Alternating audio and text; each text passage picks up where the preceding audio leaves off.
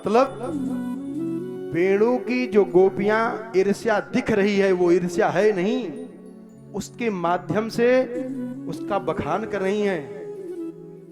अरे सखी, क्या तपस्या किया था इस वेणु ने जो भगवान के पास रहती है।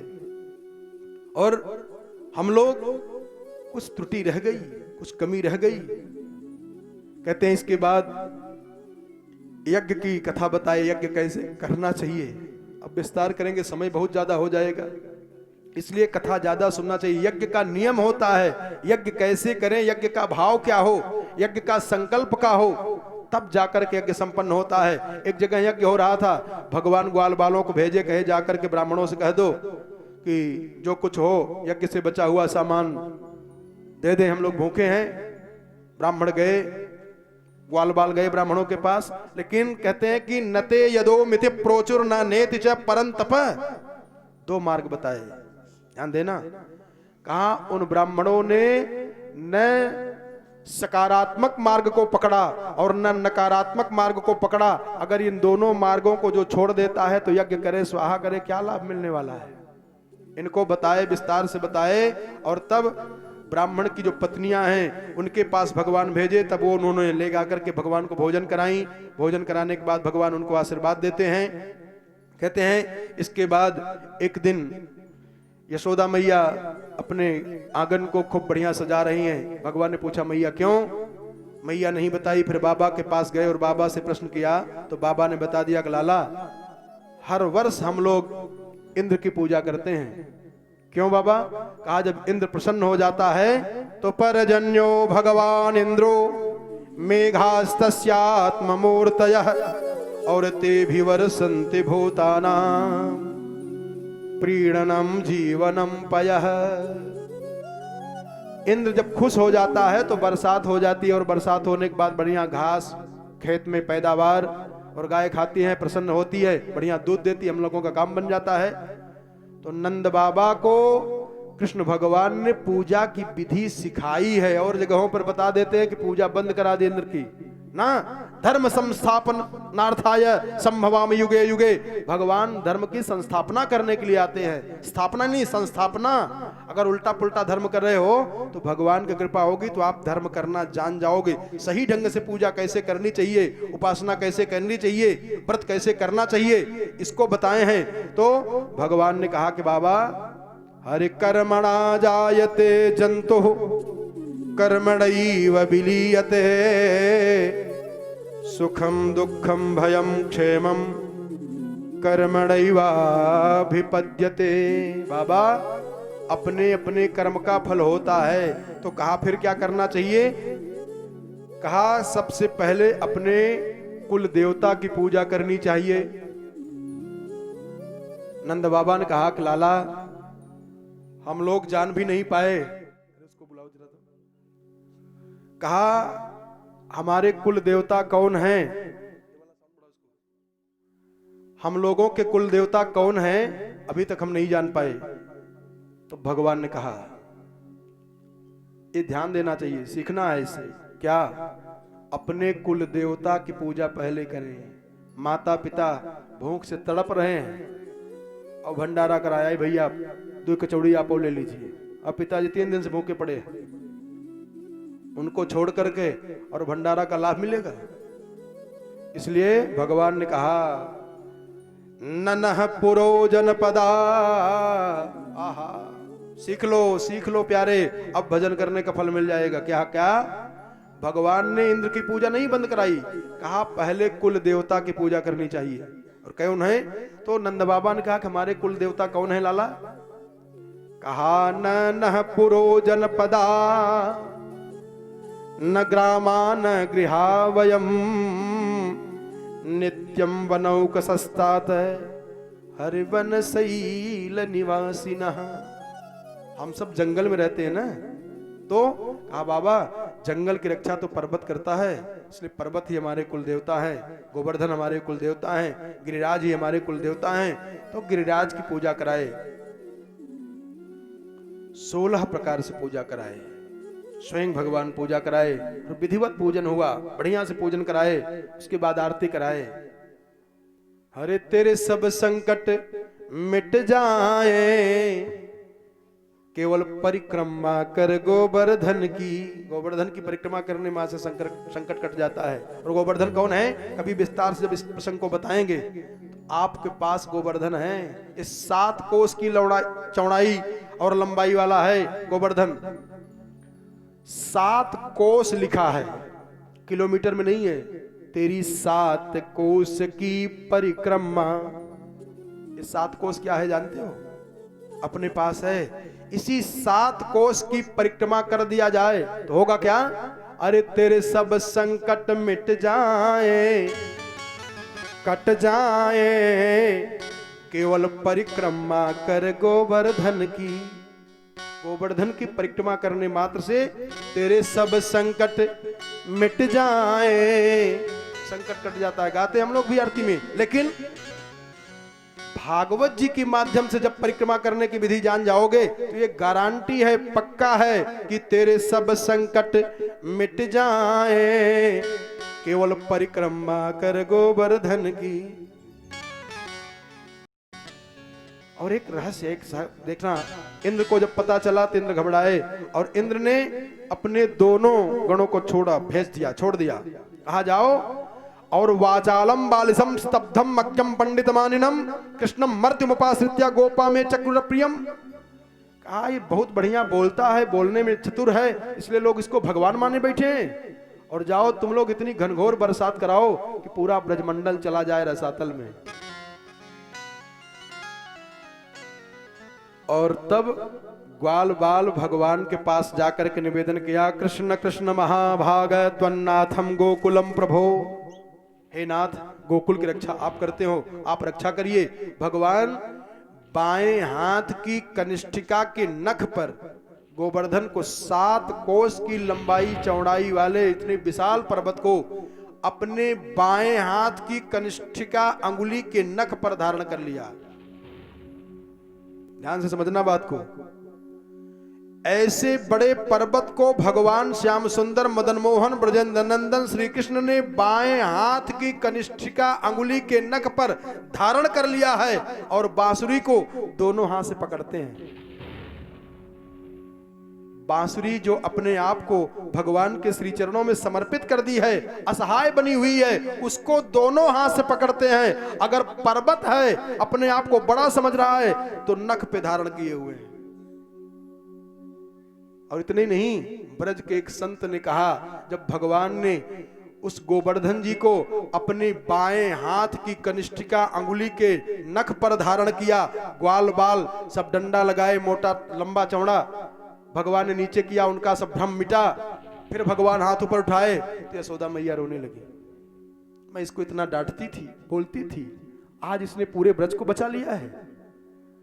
और एक संत ने तो यहां तक कहा कि एक गोपी जो बैठी रही, जिसकी सास ने पहले बताया था कि तू कृष्ण का मुख मत देखना, क्यों? क्योंकि वो इतना सुंदर है, तू देखेगी तो पागल हो जाएगी।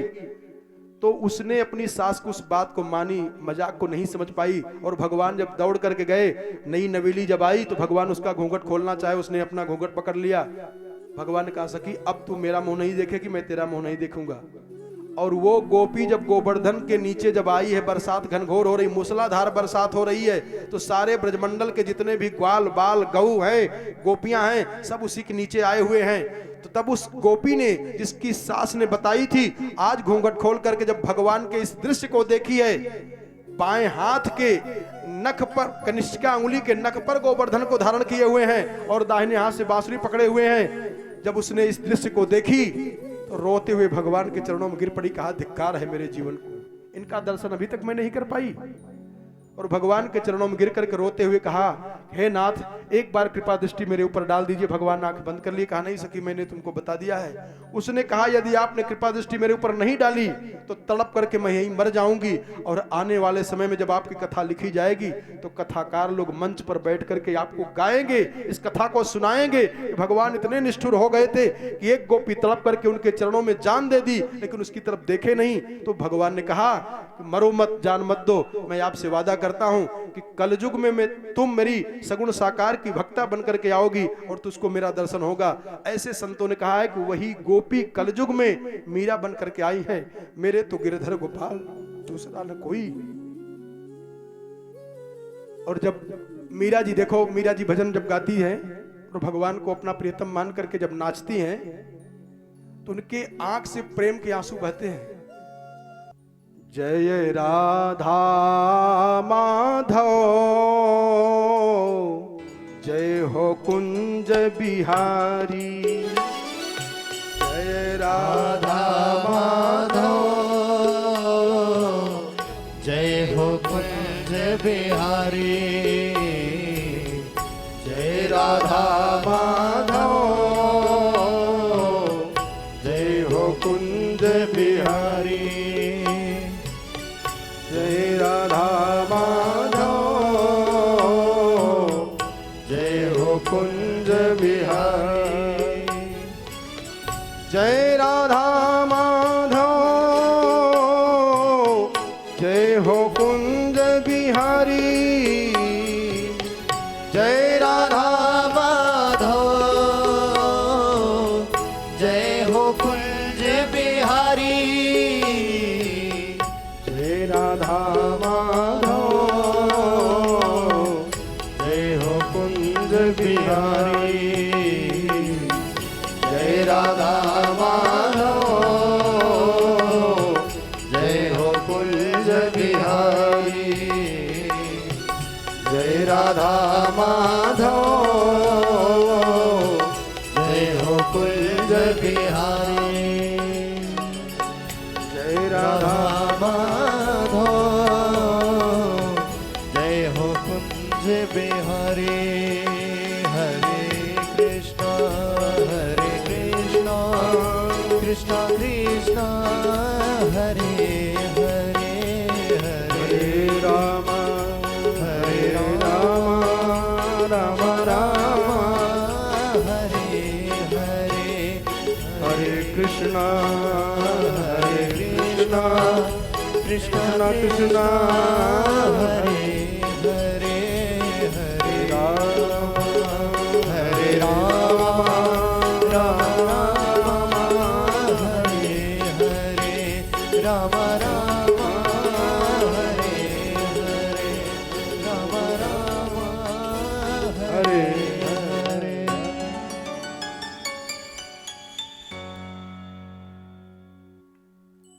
इंद्र का जो भ्रम था वो मिट गया। 7 दिन 7 रात बरसात होती रही। और इतने ही नहीं, इतना लंबा चौड़ा पर्वत है गोवर्धन। एक संत ने, ब्रज के संत ने बताया था कि भगवान जब उस गोवर्धन जी को धारण किए अपने बाएं हाथ की कनिष्ठिका अंगुली के नख पर, तो मैया यशोदा रोने लगी, करे मैं इसको इतना डांटती थी, कन्हुआ कहती थी, लेकिन आज इसने कितना काम किया है। सांडिल्य जी को मुलाई और सांडिल्य ऋषि से कहा, महाराज कोई अनुष्ठान बताइए कि जो मैं अनुष्ठान करूं और हमारे लाला के अंदर ताकत आ जाए। एक संत ने कहा कि तब सांडिल्य ऋषि ने कहा कि मैया अगर ताकत लाना चाहती हो, अनुष्ठान कराना चाहती हो तो एक काम कर दो। कहा क्या? कहा वृषभान की दुलारी राधा रानी को बुला लाओ और वो आकर के बैठ जाएं, ताकत आ जाएगी। संत ने कहा कि जब राधा रानी को बुलावा भेजा गया और राधा रानी आई और गोवर्धन जी के नीचे जब बैठी, इतनी सुंदर है राधा रानी, इतनी सुंदर है कि भगवती अंबा परांबा त्रिपुर सुंदरी राधा रानी को देख करके भगवान श्री कृष्ण के मुखमंडल में पसीने की बूंद आ गई। करीब बाप है। और राधा रानी ने जब देखा कि भगवान श्याम सुंदर के मुखमंडल में पसीने की बूंद आ गई है, तो भगवती राधा रानी ने सोचा कि पर्वत के भार से इनको कुछ दर्द है, कुछ कष्ट है क्या। अपनी नजर को ऊपर उठा दिया और जब राधा रानी ने नजर उठाई तो पर्वत नजर पे टिका रह गया। भगवान केवल राधा जी को देख रहे हैं, अथवा वैसे किए, पर्वत तो टिका हुआ है नजर पे। ये वृंदावन है क्या जानते हो? जैसे किसी सरोवर में मिट्टी के द्वारा खिला हुआ कमल हो, उस कमल की सुंदरता को कबींद्रगण उसका बखान करते करते अघाते नहीं है। एक कमल के पंखुड़ियों के समान उसके नेत्र हैं, कमल के समान उसके हाथ हैं, कमल के समान उसके पैर हैं। जो सरोवर की मिट्टी से समुद्भूत कमल है, उसकी सुंदरता का बखान कबीर लोग करते रहते हैं। उसकी आभा प्रभा कितनी होती है। और ध्यान देना, अगर दूध का सरोवर हो और मक्खन का पंख हो और उस मक्खन के पंख से समुद्भूत जो पंकज है, उसकी शोभा कितनी होगी, कल्पना करिए। और अगर मान लीजिए घी का समुद्र हो और घी के सार सर्वस्व का पंख हो और उस पंख से पंकज समुद्भूत हो जाए, उसकी आभा प्रभा सुंदरता क्या होगी, कल्पना करिए।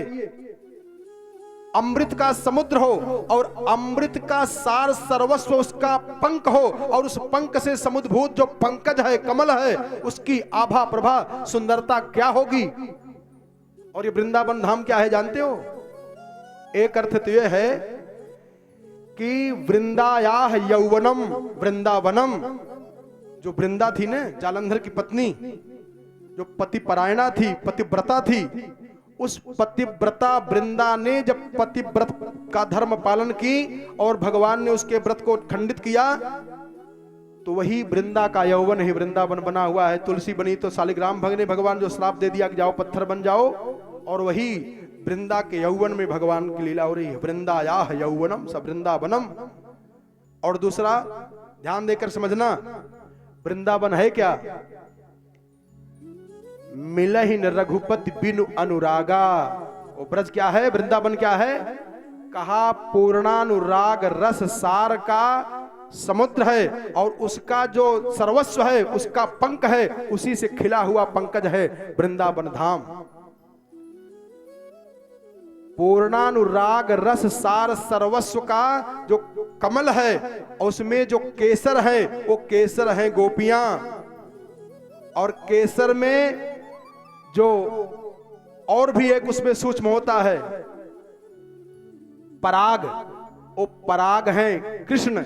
और उस पराग के भी और सूक्ष्म अंश होता है जिसको मकरंद कहा जाता है, वो मकरंद है राधा रानी। ये वृंदावन है। कहते हैं कि भगवान 7 दिन तक 7 रात तक लगातार उस गोवर्धन को 7 कोस वाले को धारण किए रह गए। और तब इंद्र आए सुरभि गौ माता को लिवा करके और भगवान की स्तुति की, बहुत स्तुति किए। और तब नंद बाबा ने भी कहा, भैया गुरुजी ने जब नामकरण संस्कार कराया था तो बताए थे, लेकिन हम आप लोगों से बता नहीं पाए, हम तो डर गए थे। हमको तो लगता है जो गुरुजी ने कहा वही सही है। इसके बाद एक दिन यज्ञ किए, व्रत किए नंद बाबा, और जमुना जी में चले गए नहाने। रात में उनके वरुण लोक के जो वरुण देवता थे, उनके परिकरों ने पकड़ करके वरुण लोक के लेके चले गए। इसके बाद कहते हैं कि भगवान वहां गए छुड़ाने। तब नंद बाबा ने वरुण लोक में जाकर के देखा, भगवान के वैभव को देखा। सुखदेव बाबा कहते हैं कि हे परीक्षित, अब वो कथा आ गई क्या, संक्षिप्त से समझिए, ध्यान दीजिए, एकाग्र हो जाएं। हरे भगवान अपिता रात्रि शरदोत्फुल्ल मल्लिका वीक्षरन्तुम मनश्चक्रे योग माया मुपाश्रितः। कई संतों ने कहा इस मंत्र को भगवती राधा रानी बोली हैं। भगवान अपिता रात्रि शरदोत्फुल्ल मल्लिका वीक्षरन्तुम मनश्चक्रे योग माया मुपाश्रितः। एक भाव ये है, कह रहे हैं भगवान आप भूल गए क्या, आज उसका आपने जो वादा किया तो उसको पूरा कर दीजिए। इसलिए वीक्षरन्तुम मनश्चक्रे योग माया मुपाश्रितः। राधा रानी जब गोलोक धाम से आ रही थी धरा धाम पर, तो कही थी कि आप लीला करते करते कहीं हमको तो नहीं भूल जाएंगे। कहा नहीं भूलूंगा नहीं, लेकिन ऐसे लीला करके मिलूंगा कि संसार के लोग नहीं जान पाएंगे। वही मानो राधा रानी याद करा रही हैं कि भगवान अपितारात्रि, वो दिन याद है जो आपने रात में मिलने का वादा किया था, शरदोत्फुल्ल मल्लिका, तो भगवान को याद आया, इसलिए वीक्षरंतुम मनश्चक्रे, जो उपनिषद का अमना है, परमात्मा अमना है, हम लोग समना है, मन साथ में जुड़ा हुआ है, और जब मन साथ में जुड़ेगा तो संकल्प विकल्प करबे ही करेगा, पक्का है, कुछ करना नहीं पड़ेगा। और भगवान क्या है? अमना है। भगवान का एक नाम अमना है, जो भगवान मन से रहित हैं। और राधा रानी की उस बात को याद करके आज अपने मन को लाए, क्यों? क्योंकि रासलीला करनी है, इसलिए वीक्षरंतुम मनश्चक्रे, और योग माया मुपाश्रित, योग के द्वारा मन को अंदर लिए। और तब अब बता रहे हैं कि भगवान ने बांसुरी बजाई, जो गोपियों का वस्त्र हरण किया था भगवान श्याम सुंदर ने, वासांश लिखा है। वासांश का अर्थ होता है वासांसी जीर्णानि यथा विहाय नवानि गृह्णाति नरोपराणि। गीता जी, शरीर ही वस्त्र है। इस शरीर रूपी वस्त्र जैसे जीवात्मा, जब शरीर पुराना, जैसे कोई वस्त्र पहने वस्त्र पुराना हो जाता तो उसको छोड़ देता है, नया वस्त्र धारण करता है, ऐसे भगवान ने गीता में बताया है अर्जुन को कि वासांसि जीर्णानि यथा विहाय। हे अर्जुन, जैसे कोई मानव वस्त्र पुराना हो जाता तो उसको छोड़ करके नया वस्त्र पहन लेता है, और वस्त्र सोचे कि हमको पहनने वाला मर गया, मरा नहीं है वो। ऐसे जैसे वस्त्र पुराना होने पर उसको छोड़ करके नया वस्त्र धारण कर लेते हैं, ऐसे जीव ये पुराना शरीर हो जाने पर इसको छोड़ करके नया शरीर धारण कर लेता है। शरीर से उपमा किए हैं। ऐसे ये जो गोपियों के अंदर थोड़ा बहुत वासना का भाव रह गया है, उस वासना रूपी शरीर को परमात्मा ने लेकर के अपने कंधे पर धारण किया है, और उसी वासना का परिमार्जन कर दिया है। उसी वासना को उपासना बना करके वापस गोपियों को दिए हैं, और वही वासना रूपी वस्त्र को जो परिमार्जित करके उपासना बना करके दिए हैं। तो जिन जिन गोपी का वस्त्र हरण भगवान श्याम सुंदर ने किया था, और उन गोपी को वस्त्र वापस किया है, तो एक प्रमाण पत्र दिए हैं कि रासलीला में वही गोपी आ सकती हैं जिनका जिनका वस्त्र हरण करके वापस दिए हुए हैं, और सब नहीं आ पाएंगे। बंद है, गेट बंद हो गया भैया, रासलीला होगी। रासलीला में केवल वही गोपी जाएंगी जिनके वस्त्र को भगवान ने वो जमुना जी के किनारे लिया है, प्रमाण पत्र है। और अब की बार जब बांसुरी बजाए हैं भगवान, तो ये बांसुरी की आवाज केवल उन्हीं गोपियों के कर्णपुटों में गई है जिन गोपियों के वस्त्र को परमात्मा ने हरण किया है, सबके पास नहीं जा रही है। सुखदेव बाबा कहते हैं निशम्य गीतम, आहा हा हा। और ध्यान दें, एक कथा इस प्रसंग को प्रदर्शित करती है। क्या? एक बार कामदेव ने भगवान के पास गए, कृष्ण भगवान के पास गए, छोटे से थे, बालक हैं। कामदेव गया, चरणों में प्रणाम किया, कहा महाराज संसार के लोग आपको भगवान मान के पूजा करते? कहा हाँ करते हैं। कहा लेकिन महाराज हमको भ्रम हो जा रहा है। क्या? कहा जो भी अपने आप को कुछ बनने का प्रयास किया उसको मैं एकदम मिट्टी में मिला देता हूं, कोई आज तक हमसे बच के गया नहीं। तो कहा फिर? कहा मेरी इच्छा है कि एक हाथ आपसे भी लगा लूं। का मतलब? कहा हमारी परीक्षा भी हो जाएगी, और यदि आप हमसे जीत गए तो आप हमारे बाप, और नहीं माना तो जान ही रहे हो। तो भगवान ने कहा चल ठीक है, आ जाओ। तो भगवान ने कहा कि कैसे लड़ोगे हमसे?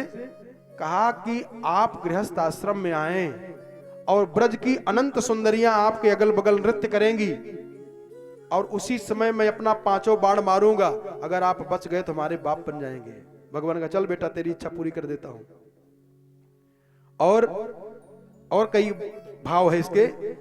भगवान शंकर जी के पास जब देवताओं ने कामदेव को भेजा था कि इनके अंदर काम की भावना आए, विवाह करे ये, तो भगवान शंकर जी को काम कौन कहे चढ़ने के लिए? भगवान शंकर जी, देखो यही अंतर है। काम जब जीव के ऊपर सवार होता है तो उसकी आंखें बंद हो जाती है। हरे कामातुराणाम न भयम न लज्जा काम की सवारी जब होती है तो आंख बंद हो जाती है, लेकिन धन्य है भगवान शंकर जी, जब काम इनके ऊपर आक्रमण करने का प्रयास किया तो आंख बंद की बात छोड़ो, तीसरा नयन और खुल गया। तीसरा नयन खुला तो काम जल करके भस्म हो गया। रति रोने लगी, महाराज हमारे पति देव कैसे मिलेंगे? कहा अब तुम्हारे पति सशरीर धारण करके आएंगे जब भगवान नारायण का अवतार होगा, कृष्णावतार। और जब आप कृष्णावतार हुआ है तो भगवान ने बांसुरी बजाई, जो काम शरीर विहीन है, शरीर है नहीं, लेकिन भगवान ने जब बांसुरी बजाई, सुखदेव बाबा कहते हैं निशम्य गीतम तदनंग वर्धनम तद अनंगम संवर्धनम, जो अनंग है, अंग विहीन है, उसका संवर्धन हो रहा है। और ब्रज स्त्रियः कृष्ण गृहीत मानसा, इसलिए कहता हूं भैया कथा बहुत ध्यान देकर के सुनिए। जब बहुत ध्यान लगा के सुनेंगे तो हमको कहने में भी आनंद आएगा और आपको कुछ मिल जाएगा। एक यहां शब्द का प्रयोग कर रहे हैं सुखदेव जी महाराज, जब वहां पूजा कर रही थी कात्यायनी मैया के लिए, बालुका का बनाई थी मूर्ति, तो वहां कही थी कि नंद गोप सुतम देवी पति में कुरुते नमः, वहां कुमारी लिखा गया है। और यहां क्या करे हैं? कहा निशम्य गीतम तदनंग वर्धनम अब्रज स्त्रियः, यहां कुमारी शब्द का प्रयोग नहीं हो रहा है। क्या करे हैं? ब्रज स्त्रियः कृष्ण गृहीत मानसा औ आजगमुरन्योन्यमलक्षितोद्यमा सयत्र कांतो जवलोल कुंडला। बात समझ में आ रही है?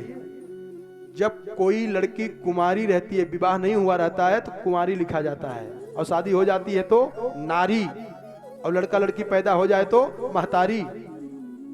वहां तो बताए कि कुमारी हैं, कात्यायनी मैया की पूजा कर रही हैं, और नंद गोप सुतम देवी पतिम में कुरुते नमः, ठीक है, लेकिन अभी बांसुरी बजाई है और बांसुरी की आवाज आई है गोपियों के कान में। यहां लिख रहे हैं कि ब्रज स्त्रियः कृष्ण गृहीत मानसा, ये स्त्री हो गई, इनका विवाह हो गया, और ये पति चाह रही भगवान श्री कृष्ण बने। ये भागवत जी की कथा है, इसलिए कहा जाता है कि विद्यावताम भागवते परीक्षा। इसलिए कहा जाता है कि जब भगवान की कृपा होगी तब भागवत जी का अर्थ आ सकता है, अपने आप से नहीं आ सकता है। भागवत के अर्थ से अर्थ कमा लो, एक अलग बात है, लेकिन भागवत जी का अर्थ वास्तव में आ जाए, ये भगवान की कृपा से हो सकता है, अपने आप से हो ही नहीं सकता है। गणेश जी ने लिखा है, कहते हैं कि जब बांसुरी की आवाज निकली है भगवान श्याम सुंदर के द्वारा, सुखदेव बाबा कहते परीक्षित दुहंत्योभिययुः काश्चित् दोहं हित्वा समुत्सकाः पयोधिसृत्य संयाव मनुस्वाद्वास्या पराययुः परिवेश्यन्तस्तद्धित्वा पाययन्त्यः शिशून् पयः और शुश्रूषन्त्यः पतीन् काश्चित् दसन्त्योपास्य भोजनम्। बांसुरी की आवाज उन्हीं गोपियों को सुनाई है जिसके वस्त्र को भगवान ने हरण किया है। अगर सुनी है तो उनकी दशा क्या हो रही है? सुखदेव बाबा कहते हैं कि कोई गोपी गाय का दूध दूह रही है और बांसुरी की आवाज आई, वैसे ही जैसे कहे वैसे ही छोड़ करके जय सिया राम भागी। यह नहीं बताई कि अरे भैया दूध संभाल लेना, चल दी। और कहते हैं पंच लिम्पन्त्यः प्रमृजन्त्योन्या अंजन्यः काश्चलोचने। कोई गोपी श्रृंगार कर रही है, सज रही है, बालों को ठीक की सजाई बजाई, और एक आंख में काजल लगाई, तब तक बांसुरी की आवाज आ गई। एक कहीं अखियां में काजलवो नहीं लगाई, वैसे ही फेंक के भागी। कहते हैं भगे जा रहे हैं और पहुंचे कहां? उस पूर्णिमा की रात में भगवान देखे चांदनी रात है। भगवान जब देखे उन गोपियों को, उठ के खड़े हो गए। स्वागतम वो महाभागा, सुस्वागतम देवियों, आइए आइए, आपका स्वागत है, आइए। प्रियम किम करवाणि वह, आपको प्रसन्न करने के लिए मैं क्या करूं? और ब्रजस्या नामयम कच्चित ब्रोता गमन कारणम,